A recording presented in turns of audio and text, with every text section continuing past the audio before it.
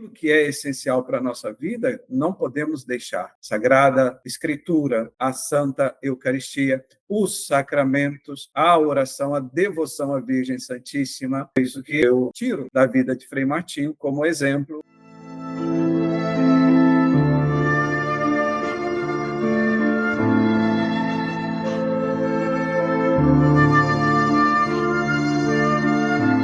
Bom dia, boa tarde, boa noite, bem-vindos e bem-vindas ao Brasil Terra de Santos. Chegamos ao mês de junho, trazendo a história do servo de Deus Martinho Maria de Porres Vardi, né, como no Brasil se acostumou a dizer.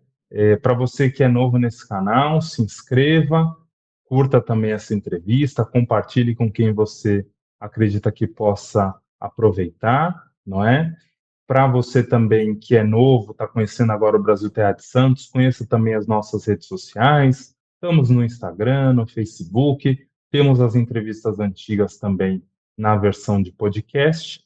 Então é isso, seja muito bem-vindo e bem-vinda ao nosso conteúdo. Para nos ajudar hoje, temos a presença do Frei Ronaldo. Frei Ronaldo, seja muito bem-vindo ao Brasil Terra de Santos. Como aqui é tradição, a gente pede sempre para o entrevistado se apresentar. Então, conte para nós um pouquinho de onde o senhor fala, um pouco da vida religiosa, da vida pastoral do senhor. Seja muito bem-vindo. Boa tarde, boa noite. Um abraço a todos vocês que nos assistem e que nos ouvem. Paz e bem, na saudação franciscana. Fábio, eu falo do Rio de Janeiro, da paróquia São Francisco de Assis, aqui no bairro Rio Comprido. É importante destacar que esse nosso convento aqui foi o primeiro convento dos franciscanos conventuais na América Latina. E por aqui passou, né, o nosso servo de Deus, Frei Martinho, muitas vezes nas suas idas e vindas, né, tanto de Andrelândia, onde ele viveu, também de outras regiões, como Goiás, onde ele viveu, e seu país, ou seja, nas suas viagens, seus itinerários sempre passando por aqui, por esse nosso convento, que é a casa custodial, né, onde nós vivemos.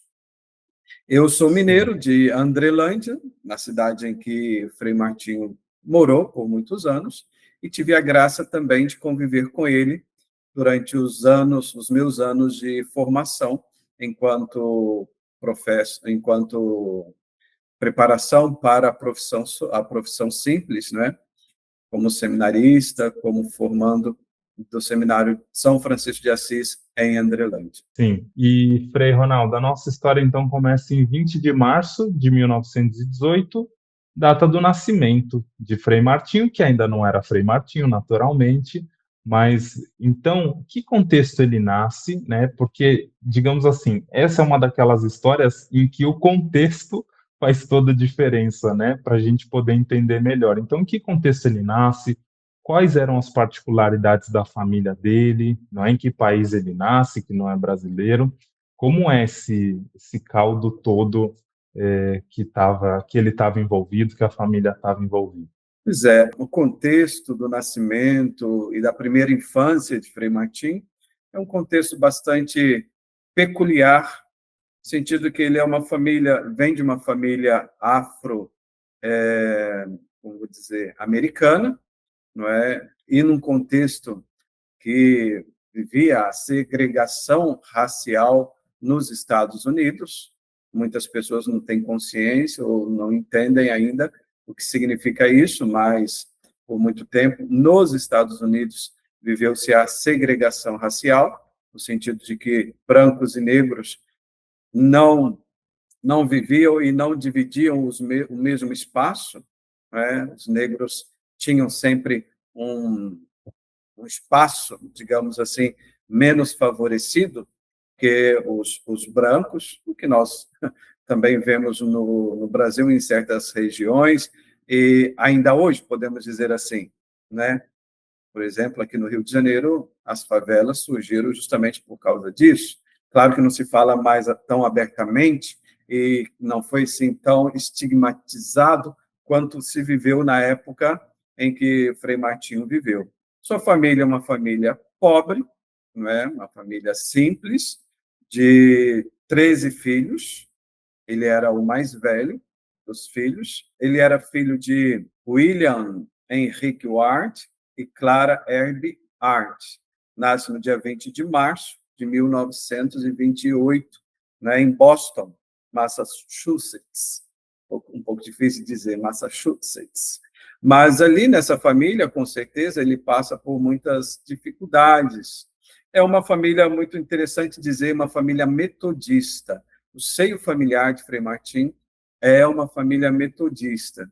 Por isso, depois que ele se converte ao catolicismo, na sua adolescência, na sua juventude, e ainda mais depois que ele ingressa na ordem franciscana, existe um lapso muito grande, quase que uma ausência de informações sobre a família dele, né? Se perde muito sobre as informações enfim, notícias sobre a família dele. Não encontramos muito, nem mesmo os familiares descendentes, né, digamos assim, de seus parentes próximos, irmãos, nós temos referências hoje.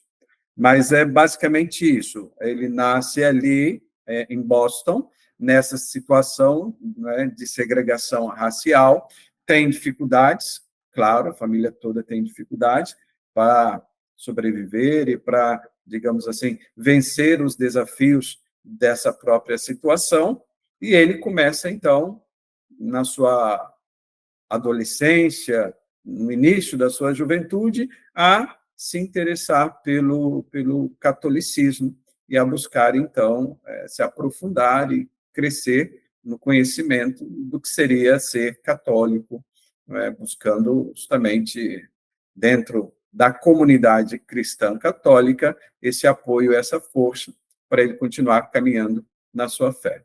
Sim, e como, Frei, como se dá esse contexto da conversão dele, né? Porque ali ele vivia, ali aquela época, né, era do pentecostalismo clássico, né? Os Estados Unidos é um país muito pentecostal, principalmente naquela época. Hoje até está um pouco mais, a coisa está um pouco mais dividida, né, entre as diversas denominações cristãs, mas naquele tempo era bem consolidado ali.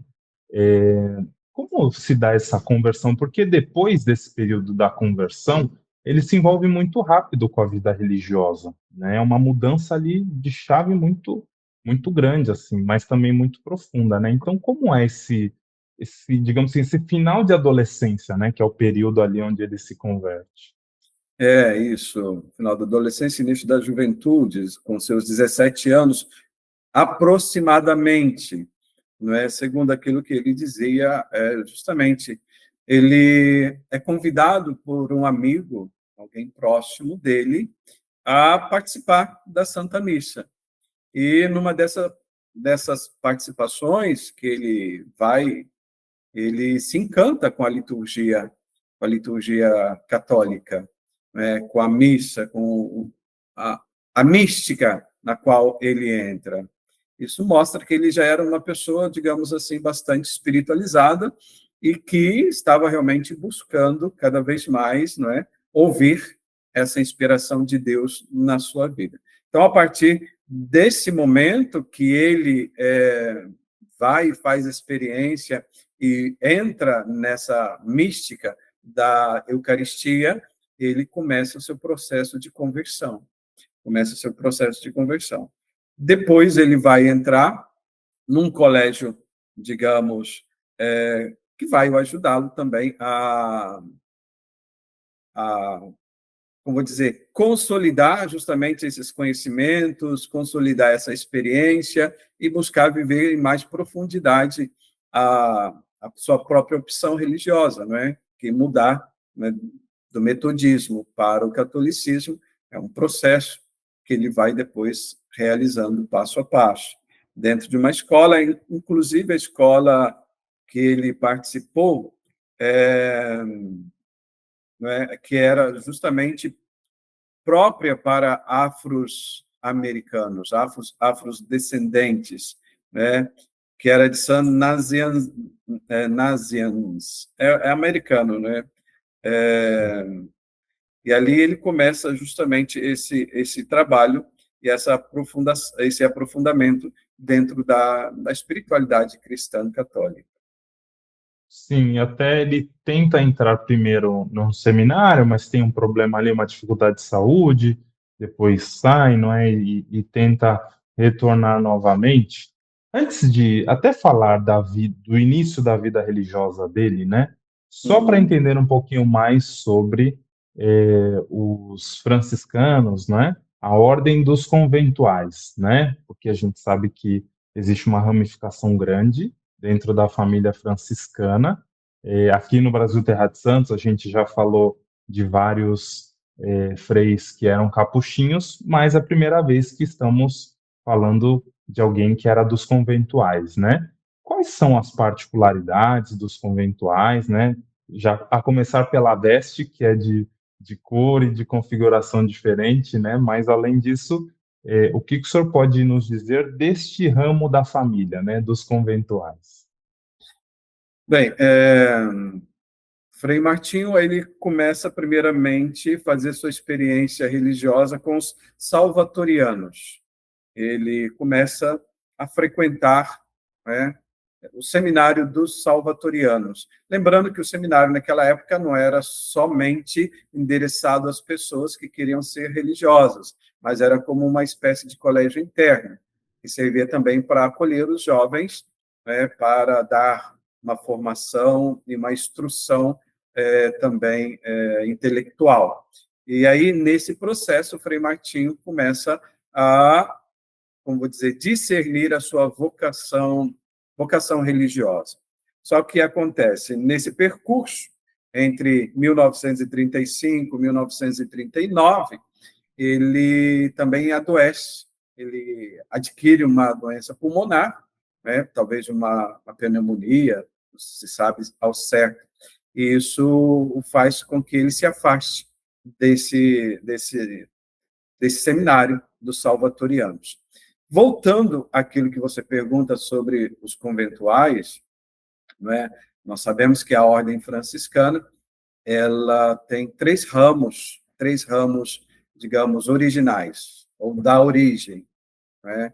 E os conventuais, os frades menores e os frades capuchinhos. Os conventuais, eles têm esse nome porque, desde sempre, dentro da tradição conventual, sobretudo isso na Idade Média, os conventuais eram aqueles que viviam a vida conventual, vivia a vida fraterna, e tinham grandes conventos com um número de frades muito expressivo, e ali se vivia, né, toda a dinâmica da vida religiosa, oração, trabalho, missão, mas sempre ligado a um convento, a uma igreja, onde se exercia também a, os sacramentos, a cura das almas, digamos assim, com relação ao povo.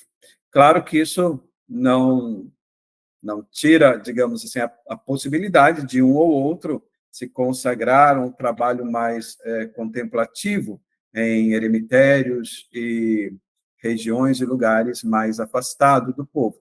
Mas, assim, dentro da tradição conventual, está muito a questão dessa vida conventual comunitária, e baseada, claro, na oração, no trabalho, no serviço missionário, e também o estudo filosófico, o estudo teológico, para poder dar ao próprio povo de Deus essa formação e esse crescimento, né? Essa direção também a nível intelectual e formativo. Sim. E também o senhor até falou dessa questão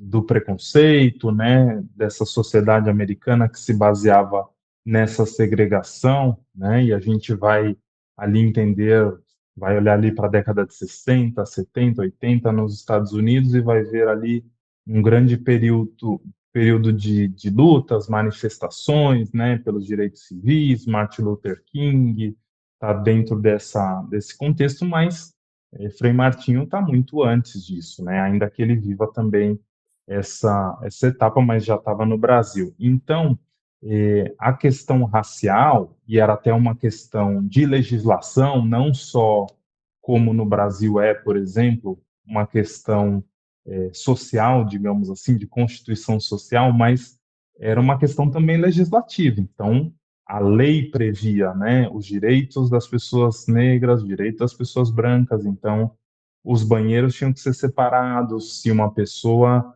negra estivesse sentada num ônibus e chegasse uma pessoa branca, ela tinha que levantar para dar lugar àquela pessoa.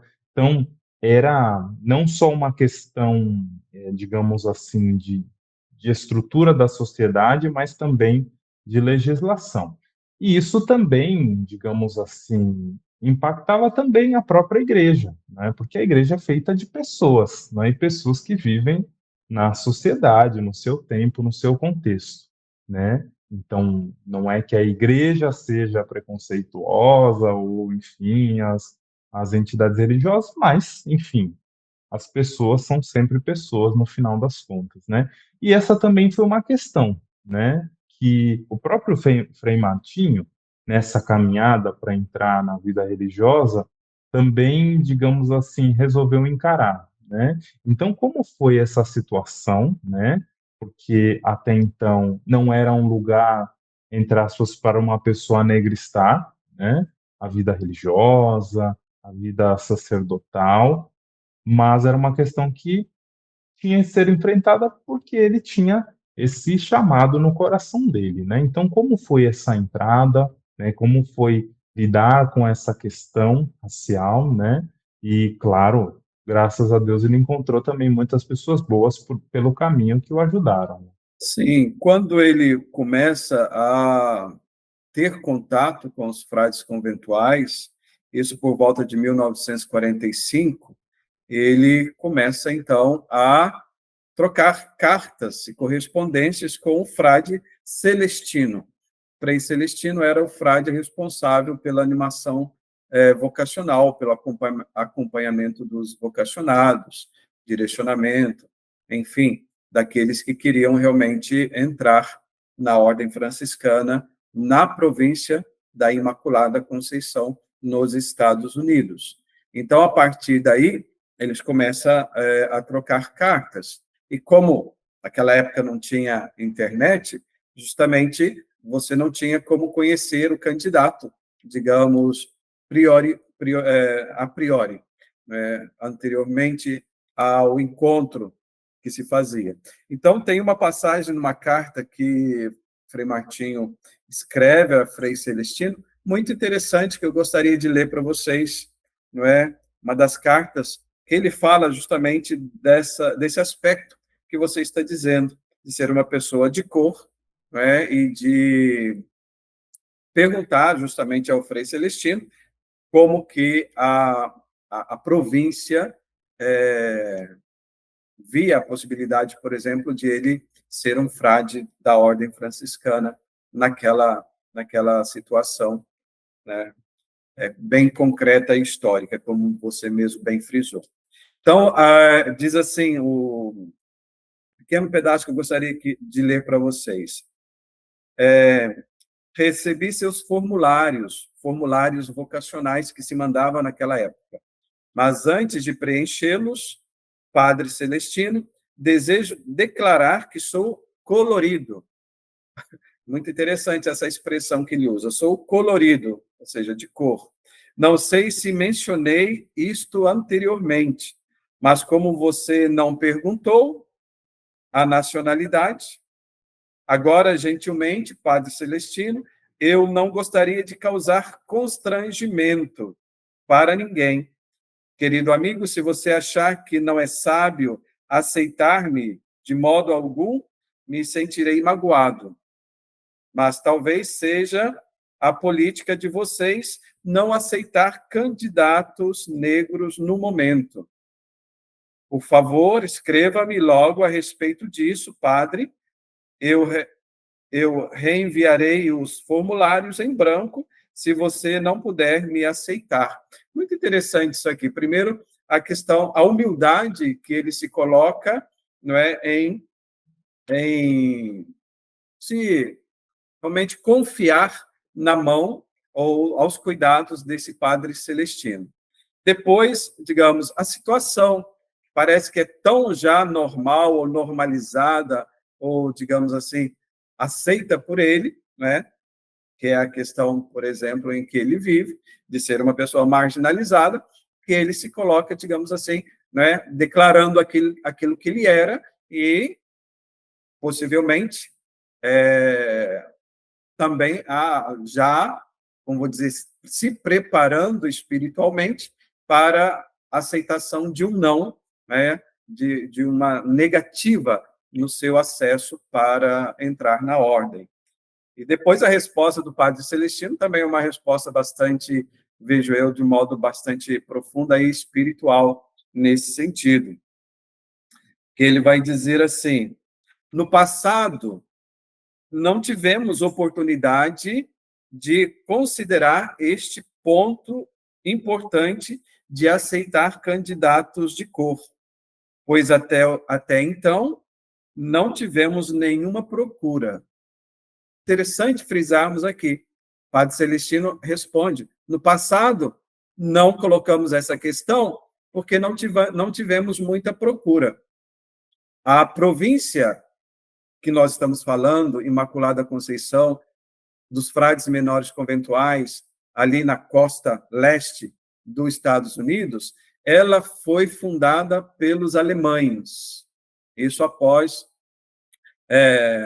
digamos assim, a vinda desses frades alemães, eles se ocupavam de modo particular no cuidado aos descendentes dos alemães.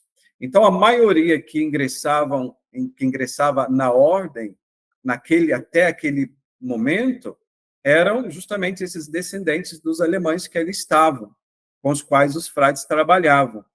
Como eu disse para vocês que havia essa segregação, então, digamos assim, mesmo que não existisse algo concreto definindo e separando brancos de negros nos Estados Unidos, a questão da segregação era muito clara. Havia, digamos assim, uma tênue linha em que um não passava e outro não passava, cada um no seu quadrado, como nós dizemos comumente hoje. Então, Frei Martinho, na sua simplicidade, na sua humildade, ele é o primeiro a dar um passo também para quebrar esse paradigma que existia, inconsciente, talvez, irreflexivo, ainda não era algo, digamos, falado como vou dizer, legislado. Por isso, o Padre Celestino vai dizer: até o presente momento, nunca tivemos candidatos e nunca tivemos que enfrentar essa questão. Mas ele, como ele também, digamos assim, devia a obediência aos superiores, ele levaria essa questão, essa possibilidade aos superiores, né, que definiria, digamos assim, o futuro do Frei Martinho. Não sei se ficou bem claro para vocês. Sim, sim. E nessa mesma época, ainda em 45, o capítulo provincial também aprova as missões, né? Na América Central e na América do Sul, né? Então, isso também é importante para a continuidade da missão de Frei Martinho, porque ainda que a ordem não colocasse a questão racial como um obstáculo, mas depois também havia essa dificuldade de, digamos assim, de seguir em missão no próprio Estados Unidos devido a esse clima muito dificultoso, né? Então até os bispos, né, tinham um certo receio ali, talvez de maneira até velada, mas sempre ficava aquela certa tensão ali em relação aos negros que eram sacerdotes, que eram religiosos, né? Então também tinha essa dificuldade, né? Como é essa, digamos assim, essa vinda ao Brasil, né? É, tinha, claro, algum tipo de missão aqui, a ordem já estava aqui há muito tempo. Como é esse período também, pós essa aprovação do capítulo? É interessante isso que você está dizendo, porque nós estamos vivendo, digamos assim, um ponto histórico de mudança, como vou dizer, muito radical na sociedade, não é? E depois, dentro da igreja, nós estamos vivendo o concílio e o pós-concílio. E justamente a novidade que o pós-concílio vai trazer é essa possibilidade e essa necessidade de missão, né? A ordem é impulsionada e depois do concílio ela, como vou dizer, toma um novo vigor missionário muito grande. E aí se abre na América Latina um campo vasto de evangelização. Justamente nesse momento, a resposta do Padre Celestino, que vai de certa forma, aceitar e vai receber Frei Martinho na ordem, vai dizer, olha, nós não tínhamos até hoje essa procura de afrodescendentes, mas depois daquilo que foi colocado no capítulo e daquilo que os frades pensaram e definiram, se abre um campo de evangelização, um campo de possibilidades, também na América Latina. Por quê? Porque se nós pensarmos, Frei Martinho, um dado importante até para nosso conhecimento, dentro da ordem franciscana naquele momento, tem uma pesquisa mais aprofundada, né? Então, naquele momento, ele é o primeiro frade, digamos, a entrar na ordem, vindo de um contexto afro-americano, né? Então, ele entra ali e começa o seu desenvolvimento, seus estudos, a sua formação. E dentro dessa formação, a partir do momento que ele é ordenado, ele é enviado justamente como um missionário aqui na América Latina, no Brasil, de modo particular, né? Como disse aqui, foi o primeiro, no Rio de Janeiro, foi o primeiro convento, fundado em 46, que depois recebe também o Frei Martim como missionário aqui no nosso meio. Sim, e assim, até também pensando um pouco na realidade da ordem, né? Quando a ordem dos conventuais vai em missão, tem algum, digamos assim, algum plano específico, alguma área de atuação mais específica, ou depende do contexto de cada lugar, né? Então, como a missão ia naquele momento se estruturando aqui no Brasil, né? Porque tinha essa referência do Rio de Janeiro, e até, claro, também por uma estrutura que a ordem precisava ali naquele momento, né, mas a missão, ela era, digamos assim, pertinente em cada canto do Brasil, né. Então como foi se estruturando até chegar numa cidade como, Andrelândia, que é uma cidade pequena, de uma realidade outra, né, que não uma capital, né, que não um centro mais conhecido. Então como foi esse passo a passo até chegar lá, né? Quando os frades vieram para o Brasil, eles começaram a trabalhar, fazer trabalho paroquial comumente, mas também a aceitar serviços e trabalhos nas escolas, porque pelo fato deles virem dos Estados Unidos, falarem inglês e poderem terem também uma certa formação, né? Muitos deles vinham já com formação, uma formação prévia, né? Tivemos frades engenheiros, frades enfermeiros, enfim, frades que já tinham uma vida profissional anterior e depois entra na ordem e continua com aquelas habilidades profissionais que tinham.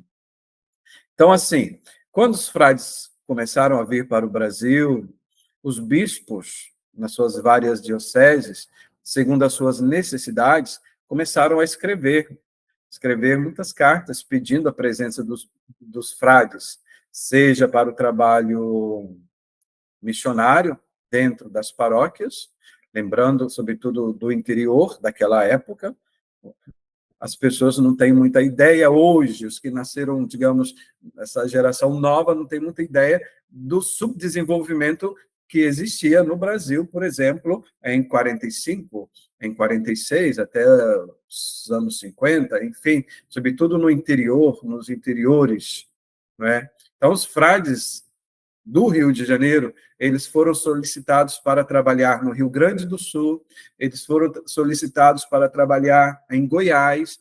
Veja bem, a distância geográfica entre os pontos. Foram solicitados para trabalhar no interior do Rio de Janeiro, né, na região dos lagos, foram solicitados para trabalhar em vários lugares. Alguns lugares eles puderam, digamos assim, corresponder à solicitação. Outros lugares, por questão de número e questão de distância, não puderam.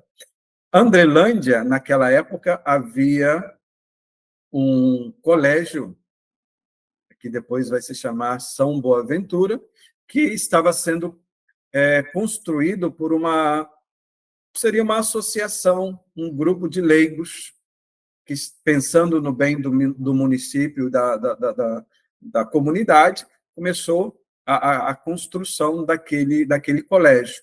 Só que eles não tinham pessoas especializadas para coordenar e para levar à frente o trabalho de educação, né? Então, naquele momento, juntamente com a pessoa do bispo daquela época, convidaram os frades para irem para assumir esse trabalho. Então, eles vão primeiramente para assumir esse trabalho, um trabalho de formação intelectual da sociedade ali de Andrelândia. Depois, posteriormente, eles fundam o chamado Seminário de Andrelândia, também para acolher os jovens e para, de certa forma, aqueles jovens que têm aptidão e desejo de continuar a formação religiosa e, quem sabe, depois abraçar os votos religiosos dentro da ordem franciscana. Basicamente, é esse contexto que levou os frades a irem para Andrelândia, né, interior de Minas Gerais. Sim, e apesar dele ser muito conhecido por esse tempo em Andrelândia, né, a missão aqui dele no Brasil também passou por outros lugares, como o senhor falou, o próprio Rio de Janeiro, mas também em Goiás ele ficou bastante tempo, né? Então, como foi esse trabalho desenvolvido em Goiás? Porque imagino também que ali deve ter marcado muito a vida daquele povo, né? Demonstrado muita santidade ali, muito testemunho de cristianismo naquela região, que era também igualmente, digamos assim, precária nesse sentido de estrutura, como os interiores do Brasil nessa época, como o senhor falou, né? Sim, sim. Frei Martinho ele morou em Goiás, na cidade de Goiatuba, né, perto de Tumbiara, diocese de Tumbiara, bem sul de Goiás. E nessa cidade, uma cidade pequena, com poucos mil habitantes, sobretudo naquela época, com uma região, digamos, rural muito extensa, muito vasta. Então, assim, ele é lembrado ainda hoje, muito poucas pessoas ainda vivas o conheceram, mas aquelas que o recordaram, ou que o recordam ainda hoje, o recordam sempre pela sua alegria, seu acolhimento, a sua sabedoria, como vou dizer, a sua capacidade de acolher as pessoas e de ajudá-las naquilo que realmente ele podia fazer, não é? Ele era justamente uma pessoa que gostava do magistério, né? Despontava como professor, seja de português, seja de latim, né? Seja de espiritualidade ou de religião, enfim, ele sempre acolhia muito bem as pessoas. E as pessoas ainda hoje o lembram, claro, hoje muito menos, porque se nós pensarmos, não é, são mais de 25 anos da sua morte, né? Então, quando a gente ouve falar de Frei Martinho, sempre nos salta aos ouvidos, digamos assim, aquela questão da sua alegria, da sua seu modo de viver jovial, enfim, de trazer as pessoas para próximo de si. Interessante notar esse aspecto, porque quando ele chega ao Brasil, uma das coisas que o chama a atenção é o fato das pessoas se chamarem de compadres e comadres, algo, digamos assim, muito peculiar da nossa cultura, sobretudo nos interiores. E isso ele toma para si. E ele, quando se refere às pessoas, sempre se referia como compadres e comadres. Compadre, faça isso, comadre, faça aquilo. Né? E as pessoas, isso dava justamente um aspecto de proximidade, derrubava fronteiras e trazia as pessoas muito para próximo dele de modo particular. Lembro no seminário, quando morava com ele no seminário, e a gente queria pedir alguma coisa ao nosso superior, ao nosso formador, e tínhamos medo de receber um não redondo, sempre íamos primeiro falar com ele. E aí ele dizia assim: vá lá, compadre, fale com ele, compadre, força, compadre. Sim, nessa forma. E ele sempre se referia às pessoas como compadres e comadres. Isso é um aspecto Sim. muito interessante da sua personalidade. Exato, e também uma coisa muito interessante, né, de toda essa questão racial que nós falamos, porque isso correria o risco de dar a ele uma dor, né, um pesar ali, uma revolta, né, mas ele ressignificou isso, né, e trouxe justamente essa afabilidade, essa bondade, né, esse fazer pontes, né, ser construtor de pontes e não de muros, como diria o saudoso Papa Francisco. E isso também era muito interessante, né? Porque ainda no Brasil não era muito comum ver um padre negro, ainda que ele, digamos assim, fosse da cor da maioria da população, né? Mas hoje ainda, se a gente olhar os cleros, principalmente nas grandes cidades, ainda você ainda tem poucas figuras ali que são negras, né? Então, é muito interessante como ele se fazia próximo, dentro da simplicidade do dia a dia, como o senhor falou, no modo de chamar as pessoas, atendendo a quem estava próximo, mas isso também é um aspecto muito bonito, né? Agora, o senhor falou também que é de Andrelândia, e eu gostaria de entender um pouco assim, como foi o senhor, não sei se o senhor cresceu exatamente, passou a maior parte da vida lá, mas como foi crescer tendo a referência do Frei Martinho, né, que imagino que, claro, pela sua simplicidade, não era uma pessoa que reunia multidões, mas que imagino que ali muitas pessoas reconheciam nele uma pessoa boa, um testemunho de santidade, né? Então, como foi estar ali, né, nesse mesmo tempo com ele? Como o senhor enxergava-se como uma pessoa, digamos assim, comum? Como o senhor via uma figura como a dele, né? Como era esse tempo?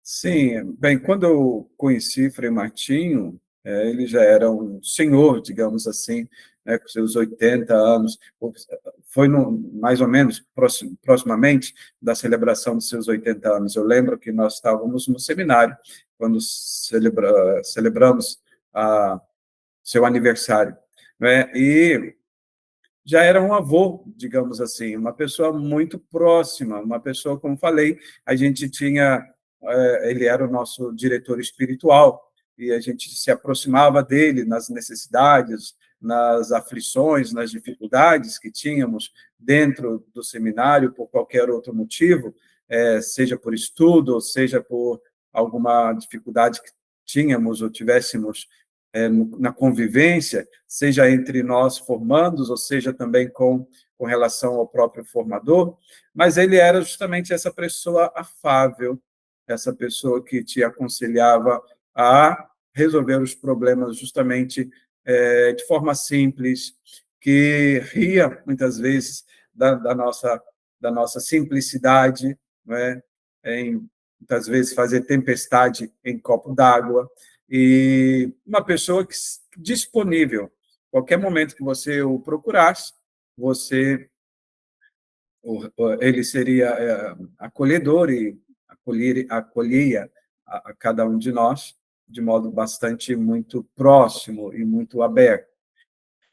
Com relação, por exemplo, às pessoas da cidade, a gente via, muita gente vinha da própria cidade para se confessar e justamente se aconselhar com Frei Martinho.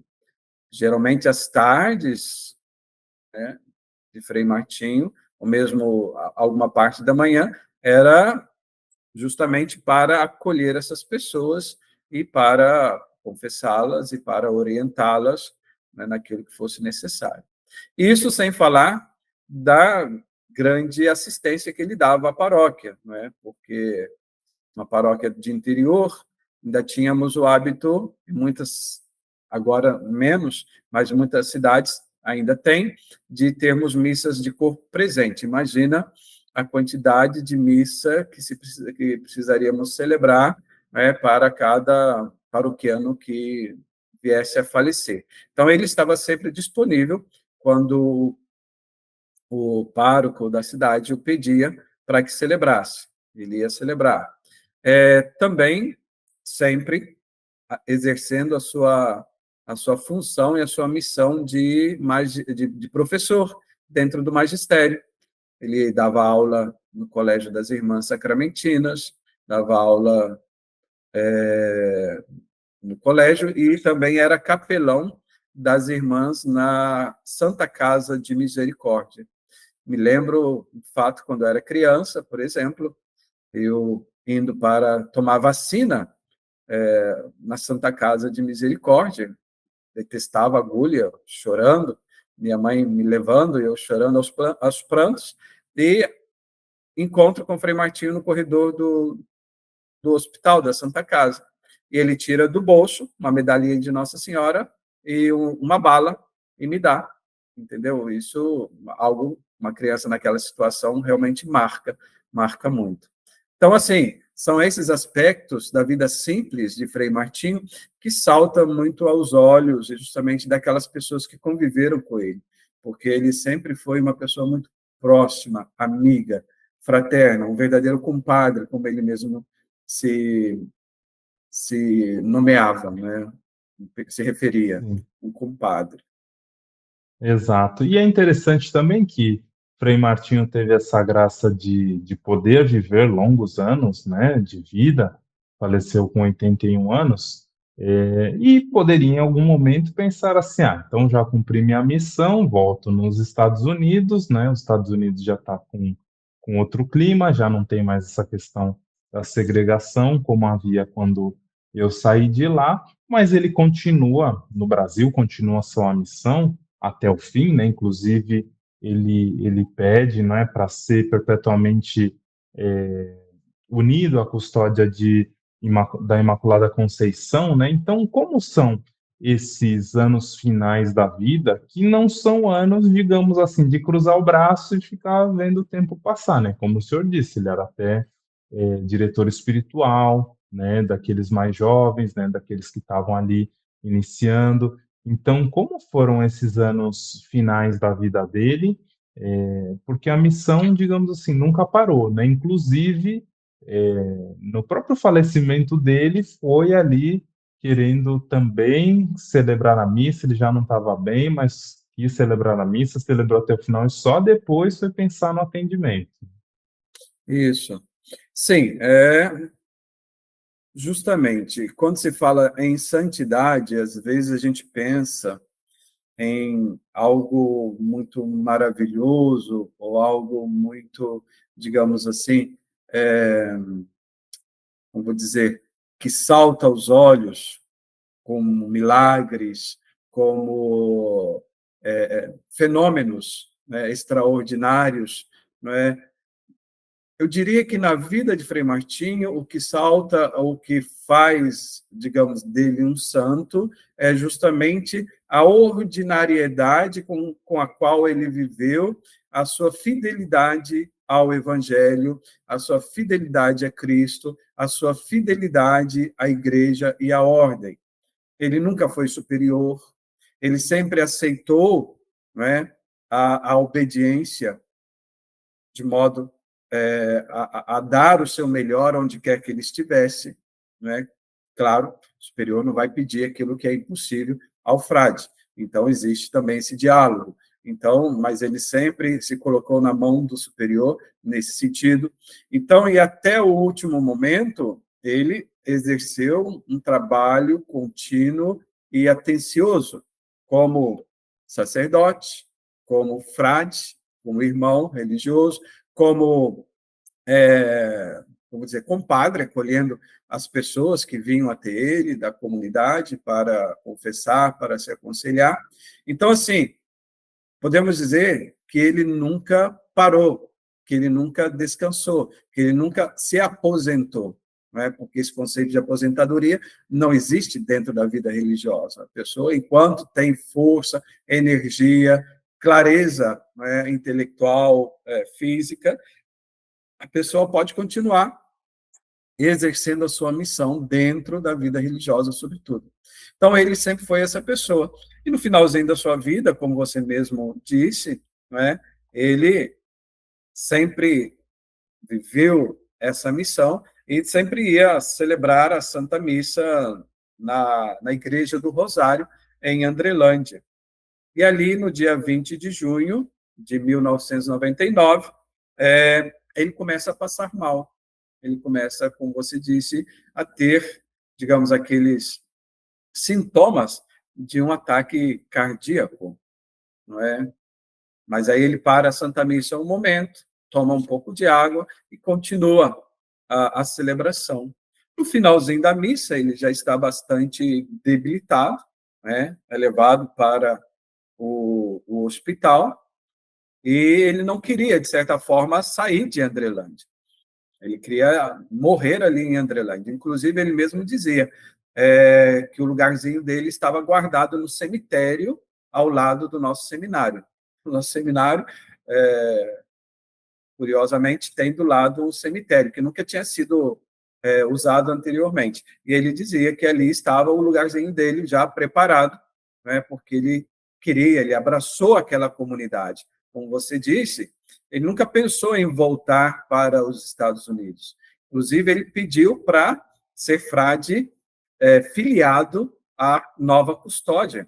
Quando a missão cresceu e se tornou uma custódia, ele pediu para se tornar frade de família dessa custódia, abraçando assim, né, a cultura brasileira e, sobretudo, a cultura mineira, né? Era um mineiro com sotaque americano, mas é basicamente isso.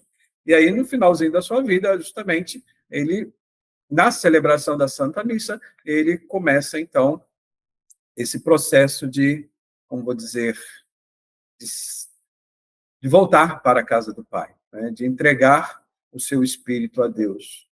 Sim. E esse sinal de obediência, como o senhor falou, né, porque ele é transferido para o Rio de Janeiro, ainda que aquela não fosse a escolha dele, mas foi assim que o superior entendeu, então achou melhor. Acabou não, digamos assim, não sendo uma atitude que resolveu a situação, porque ali já estava muito comprometida, né, a situação, então ele acabou falecendo logo em seguida, né? Mas mesmo em cada momento da vida pode-se ver ali, como o senhor falou, esse sinal de obediência, da humildade, né? E aí, Frei Ronaldo, 20 anos depois, a gente tem, digamos assim, oficialmente esse processo, né, para a abertura da causa, né?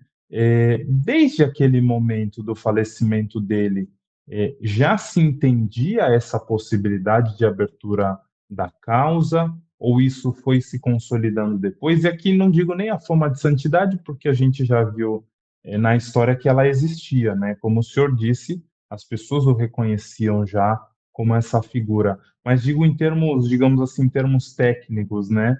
Essa causa sempre houve o desejo da abertura dessa causa, ou isso foi, até também pelas reformas, né, trazidas na causa de beatificação e canonização, que hoje em dia facilitaram, né, algumas etapas ali. Então, como foi assim esse processo, digamos assim, de discernimento, né, para a abertura desta causa? Bem, tudo começou justamente com algumas pessoas que, depois de algum tempo da morte de Frei Martinho, começou a peregrinar ali no seminário, de modo particular, no túmulo de Frei Martinho.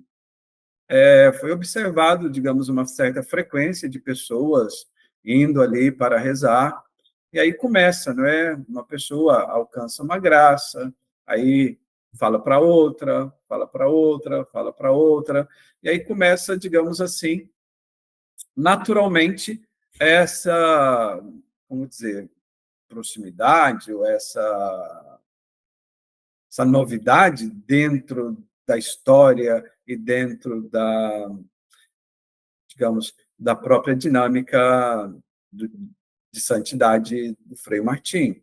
Mas algo que surgiu muito natural, digamos assim, a partir desses relatos e dessas pessoas que começaram a ir, talvez por amizade, talvez por necessidade de desabafar, né, ou de ter esse contato, talvez físico, com o túmulo de alguém que foi um conselheiro espiritual, um confessor, e dali começou a surgir pequenos relatos de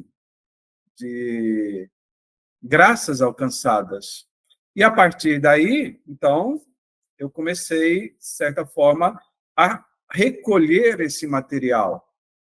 Recolhendo esse material, trouxe esse material, então, para a reflexão e, digamos, o aconselhamento dos superiores, o que eles achavam sobre tudo aquilo, se era viável, se era possível pensar algo sobre uma possível causa de santidade. E assim começou, então, não é, passo a passo, tudo muito, digamos assim, despretensiosamente, não é? Porque sabemos que a questão, até chegar, por exemplo, a uma possível canonização, existe um grande percurso pela frente, não é algo que se faz da noite para o dia, é algo muito minucioso, é algo muito processual, mas, para responder a sua pergunta, foi algo que foi, digamos assim, se construindo naturalmente. E, claro, a gente vê aí, né, a providência, a gente vê aí um sinal da providência, um sinal da graça de Deus que age através, né, das pessoas e através da, dos sinais visíveis, né, sacramentais que nós temos. Sim. E o mês de junho, né, ele sempre está ali, em algum momento ali de junho vai estar ali o Pentecostes, né, a conclusão ali do tempo pascal, esse ano até um pouco mais cedo, né, mas enfim, é nessa época de Corpus Christi, de Pentecoste, né, mais ou menos ali, é o mês também de falecimento, do Frei Martinho, né, que também foi muito reconhecido por isso, né, a conversão começa lá com a Eucaristia, né, que é um sinal muito bonito, muito importante, né, e essa caminhada, essa missão, né, demonstrando os grandes dons, as virtudes, né, do Espírito, e não dá para falar de tempo pascal sem falar dessa nossa vida nova em Cristo, né, dessa nossa busca, dessa nossa renovação da nossa vida espiritual, né. Então, nós que estamos neste caminho, né, de conclusão do tempo pascal, como nós podemos alcançar a vida da santidade na nossa simplicidade do dia a dia, enfim, começar, né, depende aí o contexto de quem está assistindo, mas renovar, alcançar, recomeçar, né? Como a exemplo dele, quais os grandes exemplos que o senhor Frei Ronaldo acha que a vida, o testemunho de santidade do Frei Martinho nos traz? Bem, na vida de Frei Martinho, uma coisa que salta aos olhos, ele era um frade que, na celebração da Eucaristia, ele se colocava todo inteiro, ele vivia aquele momento com profundidade e ele ensinava esse amor eucarístico a nós que éramos seminaristas naquele tempo, e junto com esse amor eucarístico, né, ele nos ensinava também a devoção à Virgem Santíssima. Ele rezava diariamente o rosário, né? De manhã, de madrugada, assim que acordava às 5 da manhã, depois do meio-dia, depois do almoço, sempre caminhando no pátio do seminário, e à noite, antes, depois das completas, ele rezava também, né, o Santo Terço. Então, ensinando a nós, juntamente com as antífonas marianas, que ele nos ensinava, fazia questão de nos ensinar em latim, porque ele ensinava em latim, era o nosso professor em latim, ele nos mostrava esse amor à Virgem Santíssima. E a vida ordinária, não é? A espiritualidade franciscana, que ele acolheu, e tudo isso na própria vivência do seu segmento a Francisco de Assis, né? Da sua consagração dentro da ordem. Então, penso que esses pilares, né, que são basilares na vida cristã, não pode faltar. Sobretudo hoje, que nós vivemos uma vida muito, às vezes, superficial, periférica, voltar àquilo que é básico, aquilo que é o fundamento. Às vezes eu vejo as pessoas na internet brigando por peculiaridades da fé.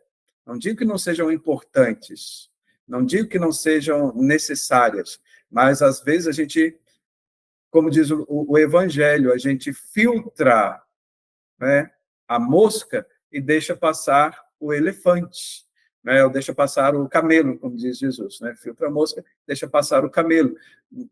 Aquilo que é essencial para a nossa vida, não podemos deixar. Sagrada Escritura, a Santa Eucaristia, os sacramentos, a oração, a devoção à Virgem Santíssima, é algo simples, na simplicidade, sem querer fazer, digamos, espetáculo, mas na ordinariedade da nossa vida, no nosso dia a dia. Foi isso que eu tiro da vida de Frei Martinho como exemplo e como grande expressão da sua santidade. Exatamente. E se nós formos olhar, né, partindo de uma história de alguém que era metodista e se converteu ao catolicismo, né, muitas coisas são comuns para os cristãos, né, das várias denominações. Mas como o senhor disse, né, essa valorização, por exemplo, dos sacramentos, que os 7, né, somos só nós católicos que temos, né, ainda que algumas igrejas o batismo seja válido, né, considerado válido, essa questão da Eucaristia, principalmente, né, dentro dos sacramentos, a importância que tem a Eucaristia para a vida cristã. Então, a gente tem que valorizar aquilo que é próprio da nossa fé, da nossa doutrina, não é? Desta igreja, não é? Sem fazer nenhum tipo de proselitismo, nada disso, mas valorizar as riquezas, né, a beleza da fé que a gente tem, né, nos sacramentos, principalmente na Eucaristia, na confissão, né? A devoção mariana também, não é? Os testemunhos dos santos, São Francisco, como o senhor falou, né? Então, temos que valorizar a nossa fé, porque ela é muito bonita, muito rica, não é? E faz até com que as pessoas se encantem, como foi o caso de Frei Martinho, né? Então, para que a gente possa concluir também este momento, né, depois de conhecer todos esses detalhes deste testemunho tão simples, tão humilde, mas também tão profundo de santidade, eu peço que o Senhor conduza para a gente a oração pela beatificação, né? Como o Senhor disse, a causa de beatificação e canonização, ela passa por muitas etapas, né? É uma causa relativamente recente, ainda que ela esteja andando muito bem, graças a Deus, né? Mas é uma causa recente, então ainda tem um período importante aí para caminhar, né? Mas a gente já faz aqui já põe aqui a nossa intenção que essa causa tenha bom êxito, que possa avançar, né? E quem sabe, ao tempo de Deus, cheguemos à beatificação e canonização do Frei Martinho. Então, peço que o Senhor conduza a oração para nós. Em nome do Pai, do Filho e do Espírito Santo. Amém. Ó glorioso Deus Altíssimo, eterno Pai, que vos dignastes glorificar no céu as almas daqueles que vos serviram e glorificaram na terra.